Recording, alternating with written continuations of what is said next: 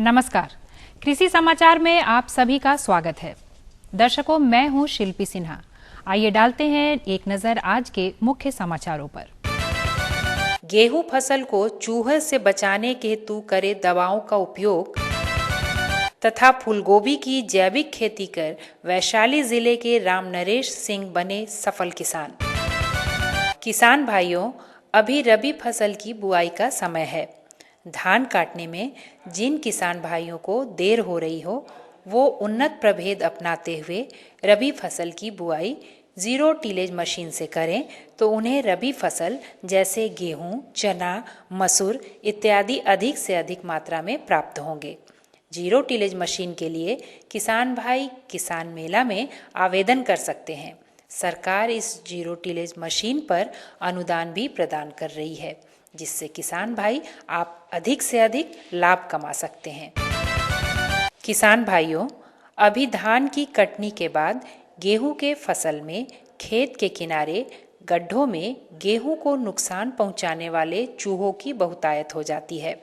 काला powder, zinc phosphide इत्यादि से चूहों को किस प्रकार नियंत्रित कर अधिक से अधिक फसल आप बचा सकते हैं, इस पर विस्तार से जानकारी दे रहे हैं ICAR पटना के प्रधान वैज्ञानिक मोहम्मद इद्रिस। अभी जब आप गेहूं की बुआई कर रहे हैं, देखा होगा कि बहुत सारे बिल चूहों के, खासकर जो एक छोटी घूस के नाम का चूहा होता है जो सबसे ज़्यादा नुकसान करता है, उसके बिल आपको मेड़ पर या आपके खेत के चारों तरफ जो भी खाई है या वो उस पर मिलेंगे। इसको अभी इनकी संख्या बहुत कम है। और एक और बात, सबसे बड़ी बात होती है कि इस समय इनका कोई भी बच्चा आपको नहीं मिलेगा, सभी वयस्क होंगे और इनको नियंत्रण करना बहुत आसान है।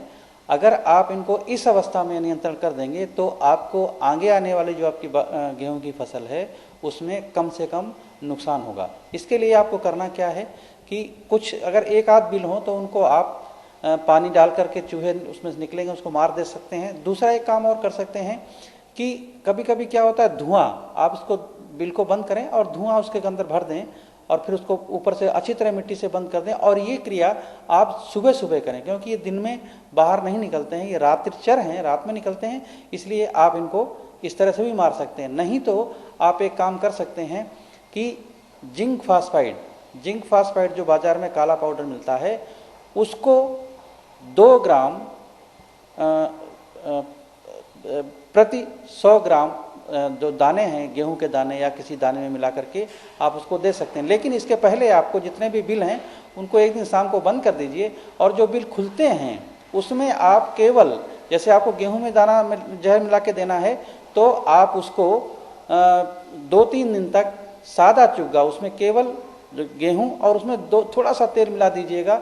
1 किलो में 20 ग्राम तेल मिला करके उसको सादा चुग्गा उसके बिल में डाल दीजिएगा। इससे क्या होगा कि उसकी आदत बन जाएगी उसको खाने के लिए जो आपने सादा चुग्गा दिया है। और फिर उसको एक दिन छोड़ करके उसमें जो आपने गेहूं के दाने में 20 ग्राम तेल मिलाया है उसी में 20 ग्राम 1 किलो में 1 किलो दाने में आप जहर मिला दीजिए, जिंक फास्फाइड।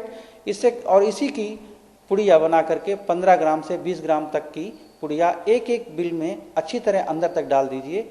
और इस तरह से आप करेंगे तो आपके लगभग 60 से 70% जो चूहे हैं वो मर जाएंगे। और इस जहर का इस्तेमाल केवल 1 दिन ही करें। रामनरेश सिंह नारायण बुजुर्ग गांव जिला वैशाली के एक ऐसे सफल किसान हैं जिन्होंने खेत की उर्वरा शक्ति कम होने पर वैज्ञानिकों की सलाह से फूल गोभी की जैविक खेती कर सफलता हासिल की है। इन्हें लागत से लगभग दुगुना लाभ मिल रहा है। इनकी सफलता की कहानी सुनते हैं इन्हीं की जुबानी। मैं अपने खेत में खड़ा हूँ गोभी के, जिसका खेती मैंने जैविक विधि से किया था। और अगर मार्केट थोड़ा इधर आके ढीला हो गया जिसके चलते मुनाफा कम हुआ, फिर भी लागत कॉस्ट से 2 गुना जरूर आ जाएगा।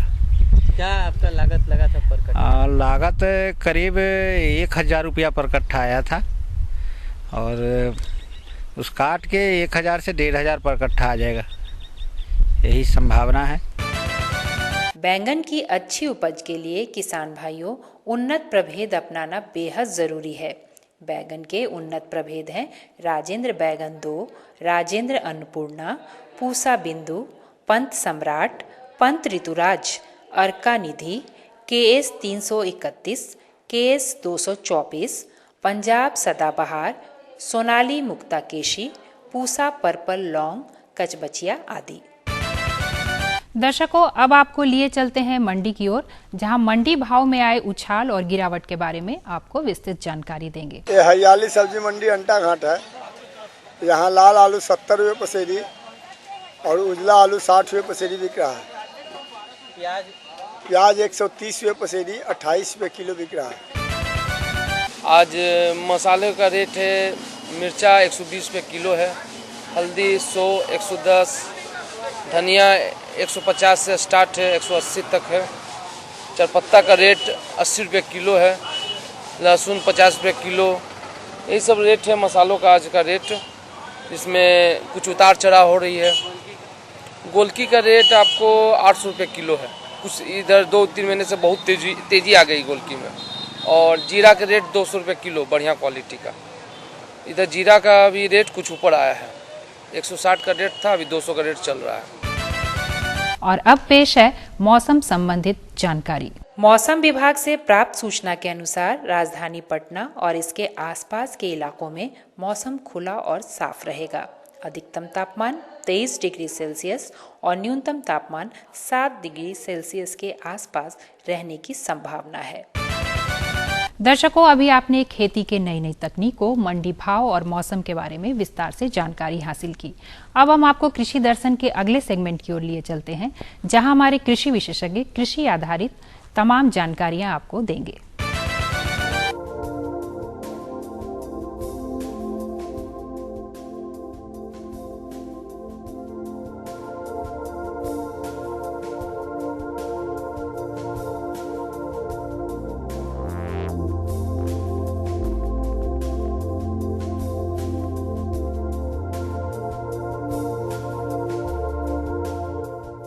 का बटे सर काका? हाँ मुखिया जी प्रणाम। का हो गया मशीन में? अरे का कहीं मुखिया जी, देखे ना मशीनिया खराब हो गई, कामे नहीं करत। ओहो बटे सर काका, पानी पटावे के रहे मुखिया जी। वो ठीक बा, पानी पटाए, लेकिन ओकरो से जरूरी अभी एगो काम बा। हाँ तो कहीं ना मुखिया जी। अरे खेत खाली भइल बा, खेत के देखनी है के तैयारियों करत नहीं, तो खेत खाली बा तो कुछ रोपाई नो। हाँ तो गेहूं तो लगावे के बा मुखिया जी। तो गेहूं लगावे के बाद ओकरा विषय में विस्तार से जानकारी लेब तब नु अच्छा फसल होई। अरे तो हम तो पूरा जवार में हल्ला बा मुखिया जी कि रउआ कृषि वैज्ञानिक के बोलले बानी, वही खातिर तो हम रउआ के खोजतनी कि देखा तनी हम खेत तैयार वार होके बैठल बानी, रउआ लगे तो जाके रहे पूछे खातिर। तो चली खेत पर आ वो जब वैज्ञानिक महोदय के हम बोले ले बानी, आ वो जे विस्तार से जानकारी ले लेवल जाए। हाँ तो मुखिया चली ना, लागत अब मिस्त्री बोलावे पड़ी। एकदम मिस्त्री बोला, छेड़छाड़ ढेर मत करी, ढेर छेड़छाड़ करे से मशीन खराब हो जाये। मिस्त्री आई अब बढ़िया से बना दी, ठीक ना? ठीक बा मुखिया जी। तो चली हमारे साथे चली। हाँ चली चली चली आई।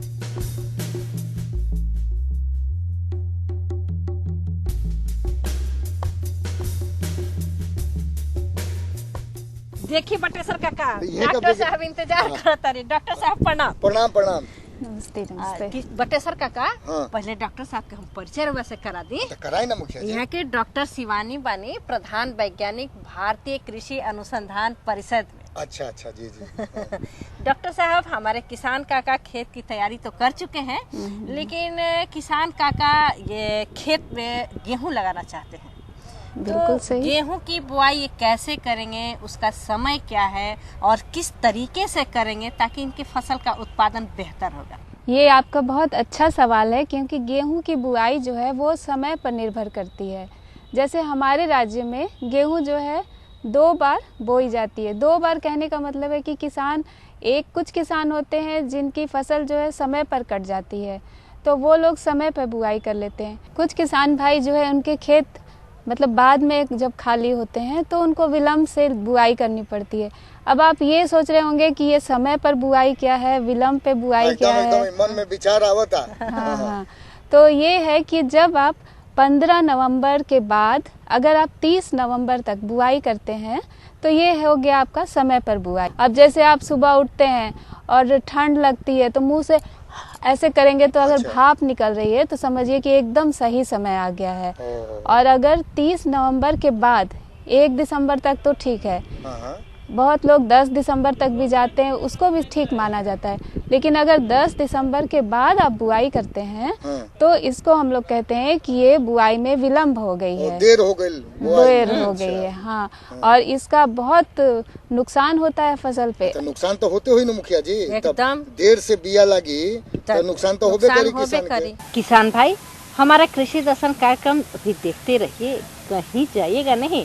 बस मिलते हैं एक छोटे से ब्रेक के बाद। ये लो और बताओ। बस। अरे ये क्या भैया जी, बस इतनी सी रासायनिक खाद? किसानी छोड़ रहे हो क्या? किसानी नहीं, नादानी छोड़ रहे हैं। मिट्टी की जांच कराई है, अब तो लालाजी जितनी जरूरत है उतने ही उर्वरक खेत में डालेंगे। हाँ, किसान भाई आज ही अपने जिले की नजदीकी भूमि परीक्षण प्रयोगशाला में मिट्टी की जांच जरूर करवाएं और मिट्टी में पोषक तत्व, नमी व पौधे के विकास को देखते हुए केवल जरूरत के अनुसार ही पोषक तत्व डालें। और हाँ, मिट्टी में गंधक, जस्ता, बोरोन जैसे सूक्ष्म पोषक तत्वों का पता लगाना भी न भूलें। उर्वरक और जैविक खाद के सही उपयोग से भूमि का उपजाऊपन बनाए रखें, उत्पादकता बढ़ाएं, खर्चा घटाएं और बहुमूल्य विदेशी मुद्रा बचाने में भी सहयोग दें। और हाँ, धीमी गति से नाइट्रोजन उपलब्ध कराने वाले उर्वरकों जैसे नीम लेपित यूरिया को प्राथमिकता दें और यूरिया का पत्तों पर छिड़काव करें। अरे वाह, तू तो सचमुच समझदार हो गया रे। अधिक जानकारी के लिए संपर्क करें जिला कृषि अधिकारी या किसान कॉल सेंटर।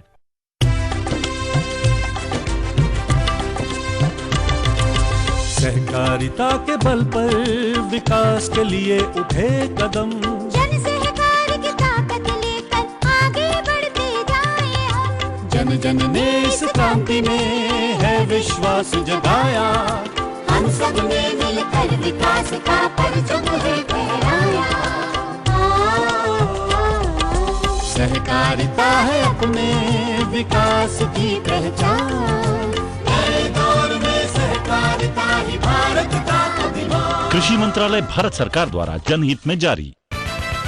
पिछला साल ये भइल रहे हमरा साथे, मेहनत कइनी, पैसा लगौनी, ओकरा बादो फसल ठीक से ना भइल। अब इतना महीन जानकारी यहाँ का विशेषज्ञ महोदय देतनी, तब अब नु जा करके उससे बढ़िया से खेती कइल जाई। यही से रउआ के जानकारी विशेष दिलवाओ तनी, ध्यान से सुनी, बीच में टोकी मत ढे। ना टोका बारे, जिज्ञासा बा ऐसे टोक देतनी। अच्छा बताई।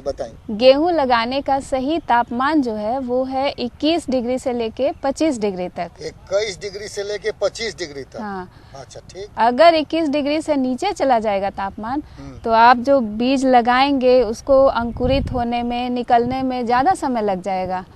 और देखिए क्या होगा कि फिर पौधा जो है धीरे धीरे बढ़ेगा, फिर ज्यादा ठंड आ जाएगी। ज्यादा ठंड आएगी तो पौधा की बढ़वार रुक जाएगी और उसके बाद अचानक से जब गर्मी आने लगेगी तो पौधा जल्दी जल्दी बढ़ने लगेगा।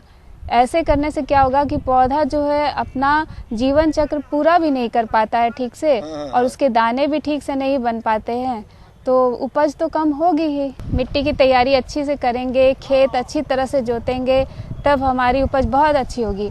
लेकिन नहीं, अब जो है हम लोग रिसर्च किए हैं तो ये पाए हैं कि अगर सही तापक्रम रहे, सही सिंचाई दीजिएगा, बीज उपचार कीजिएगा तो आपकी उपज बहुत ही अच्छी होगी, है ना। इसलिए आप समय पर ध्यान दीजिए और अभी अच्छा समय है, सही वक्त है। लगता है आपने खेत की तैयारी भी की हुई है। बड़ी मेहनत लागल बा मुखिया जी। किसान भाई, हमारा कृषि दर्शन कार्यक्रम भी देखते रहिए, कहीं जाइएगा नहीं। बस मिलते हैं एक छोटे से ब्रेक के बाद।